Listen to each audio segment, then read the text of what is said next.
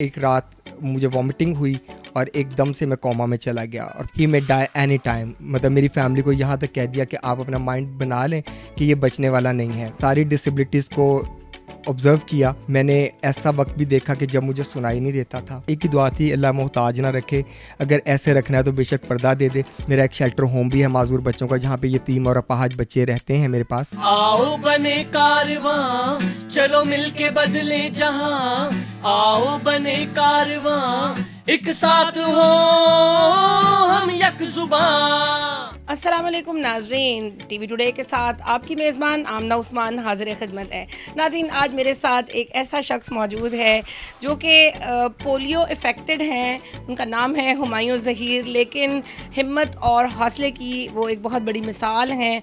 अभी 2 साल पहले भी दोबारा इनके माइंड में, इनके दिमाग में जो है वो ट्यूमर जो है वो डायग्नोज़ हुआ। उसके बाद बॉडी पूरी पैरालाइज हो गई, लेकिन उसके बावजूद भी वो परिंदों को पालते हैं, उनसे मोहब्बत करते हैं। बहुत खूबसूरत उन्होंने मछलियाँ रखी हुई हैं, साथ ही साथ वो गाने का शौक़ रखते हैं। एक बैंड बनाया हुआ है और बहुत ही अच्छा संगीत गाते भी हैं। आइए उनसे बात करते हैं।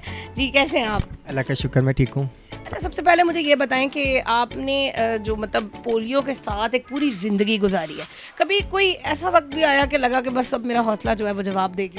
नहीं, अल्हम्दुलिल्लाह कभी ऐसा नहीं लगा।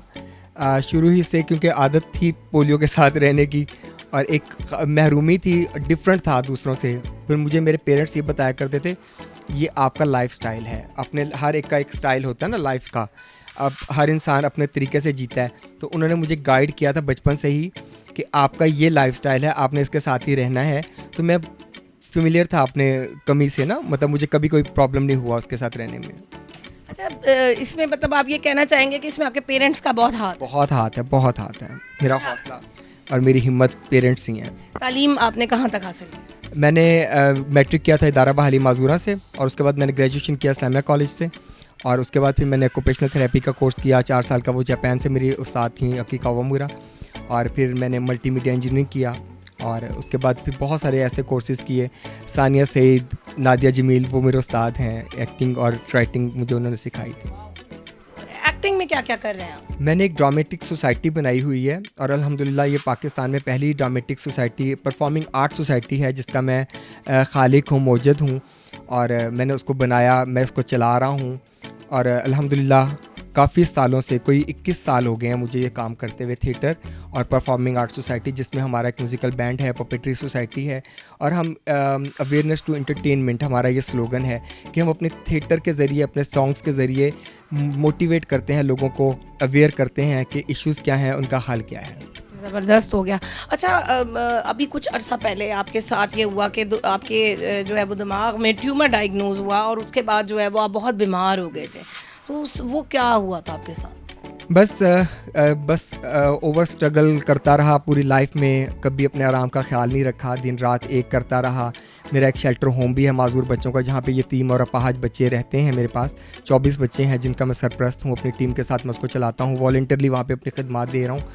तो बस ऐसा मौका आया मेरी लाइफ में कि मैं हेक्टिक लाइफ से गुज़रा, और उसकी वजह से ना नींद पूरी कर पाता था, ना खाने पीने का होश था। और उन दिनों नवंबर था और 3 दिसंबर भी आने वाला था। दिसंबर होता है डिसेबल्ड डे ना, मतलब 3 दिसंबर इंटरनेशनल डिसेबल्ड डे होता है। तो पूरा महीना ही हम सेलिब्रेशंस में गुजारते हैं। तो अनगिनत ऐसे इवेंट्स से पता नहीं अचानक क्या हुआ कि मुझे फेंट होना शुरू हो गया, और दर्द सर में रहने लगा, बहुत फीवर था बहुत ज़्यादा, जो कंट्रोल में नहीं आ रहा था। डॉक्टर्स ने कहा कि जी आपको ना टाइफाइड है। तो टाइफाइड का इलाज होता रहा। फिर बाद में मेनिंजाइटिस डायग्नोज हुआ, उसका इलाज हुआ। तो फिर एंड में जो मेरे टेस्ट हुए उसमें ट्यूमर डायग्नोज हुआ ना मेरे ब्रेन में। तो मैं एक रात मुझे वॉमिटिंग हुई और एकदम से मैं कोमा में चला गया, और 5 दिन में आईसीयू में वेंटिलेटर पे रहा। डॉक्टर्स ने कह दिया ये ही मे डाई एनी टाइम। मतलब मेरी फैमिली को यहाँ तक कह दिया कि आप अपना माइंड बना लें कि ये बचने वाला नहीं है, इनके चांसेस बहुत कम हैं। उस वक़्त अल्लाह का शुक्र है कि मेरे पीछे दुआएं करने वाले हाथ जो थे वो बहुत ज़्यादा थे। अनगिनत लोगों ने दुआएं की, मेरे सारे दोस्तों ने, साथियों ने, उन बच्चों ने जिनके लिए मैं काम करता आ रहा हूँ। तो बस मुझे, मेरा यकीन है कि मैं उन दुआओं से वापस आया हूँ। गाना लिखते भी हैं आप, और साथ गुनगुनाते भी हैं, गाते भी हैं, कंपोज भी करते हैं। उससे रिलेटेड हमें कुछ बताएं। ये एक्सीडेंटली मैं इस फील्ड में आया क्योंकि मेरे एक स्टूडेंट थे, वो बहुत अच्छा गाते थे, और पीटीवी से एक प्रोग्राम लॉन्च हुआ था जहाँ पर मिली नगमों का प्रोग्राम था वो ना, कि जिसमें सबको ऑफ़र किया था कि वो कोई अच्छे मिली नगमे बना के ना वहाँ जमा करवाएं, रैंकिंग होगी उनकी, और जो नगमा नंबर 1 पे आएगा, नंबर 2 पे आएगा, नंबर 3 पे आएगा, उनको कैश मनी प्राइज़ था। वो अर्थक्वेक से पहले की बात है ये। तो उसके लिए मैंने एक नगमा लिखा, मिली नगमा, जो 150 सॉन्ग्स में टॉप 8 में आ गया था। और उस वक्त फिर अनफॉर्चुनेटली वो अर्थक्वेक का वाक़या हुआ और वो प्रोग्राम बीच में रोकना पड़ा उनको, तो वो नहीं चल सका। लेकिन मेरी बड़ी खुशबख्ती मैं कहूँगा कि वो 150 सॉन्ग्स में से टॉप 8 में आ गया था मेरा लिखा हुआ गाना और बनाया हुआ सॉन्ग। तो ऐसा बस उसके बाद चल चलाओ। अपनी कोई शायरी हमें सुनाएं। मेरी एक नज़म है जी, तुम मुझे इस तरह से मिल जाओ, मैं वो सुनाता हूँ। तुम मुझे इस तरह से मिल जाओ, खुश्क मिट्टी के प्यासे होंठों को जैसे बारिश का जाम मिल जाए, जिस तरह बेगुमान आँखों को वस्ल राहत इनाम मिल जाए, जिस तरह जुल्मतों से जीवन को रोशनी का प्याम मिल जाए। तुम मुझे इस तरह से मिल जाओ, जैसे भटके हुए मुसाफिर को मंजिलों का निशान मिल जाए, जैसे टूटे परों में पंछी को फिर से वापस उड़ान मिल जाए, जैसे उलझे हुए ख्यालों में अपना असली ध्यान मिल जाए। तुम मुझे इस तरह से मिल जाओ, तुम मुझे इस तरह से मिल जाओ। बहुत ज़बरदस्त। अच्छा, आप क्या कहना चाहेंगे कि लाइक जिस तरह आपने पूरी ज़िंदगी जो है वो पोलियो के साथ गुजारी है, आपकी वाइफ जो हैं वो भी पोलियो इफ़ेक्टेड हैं और आपने उनके साथ शादी की, बहुत बड़ी बात है कि मतलब उसी चीज़ का एहसास किया कि जिस तरह की ज़िंदगी आप गुजार रहे हैं उस तरह की ज़िंदगी अगर कोई गुजारा है तो आपने उसको सहारा भी दिया।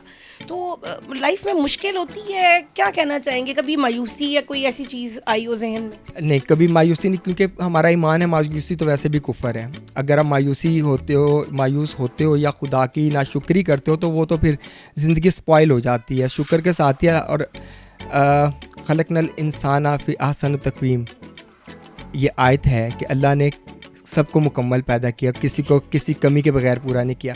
और अल्लाह ने ना, मैं समझता हूँ अल्लाह ने अगर कोई एक चीज़ से नवाजा है ना किसी को और एक चीज़ नहीं दी, तो बहुत सारी बैलेंस की हुई है उसने चीज़ें, बहुत सारी क्वालिटीज़।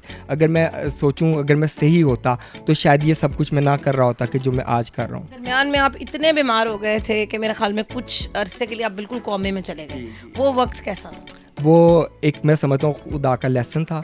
उसमें मैंने सारी डिसेबिलिटीज़ को ऑब्ज़र्व किया।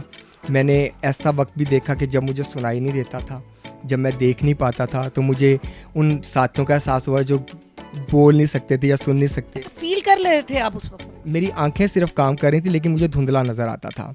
मतलब क्योंकि ब्रेन का था ना, जो ब्रेन इफ़ेक्ट होता है ना, तो बहुत सारी पार्ट्स जो हैं नॉर्मल नहीं रहते। लाइफ पूरी, मतलब मैं उंगली से मक्खी भी नहीं उड़ा सकता था अपनी, मैं इस तरह पैरालाइज हो गया था। मैंने बेड बाउंड भी होके देखा कि मैं हिल भी नहीं सकता और मुझे लोग नहला रहे हैं, कपड़े चेंज कर रहे हैं, मैं खा पी नहीं पा रहा, निकलना मेरे लिए मुश्किल हुआ था।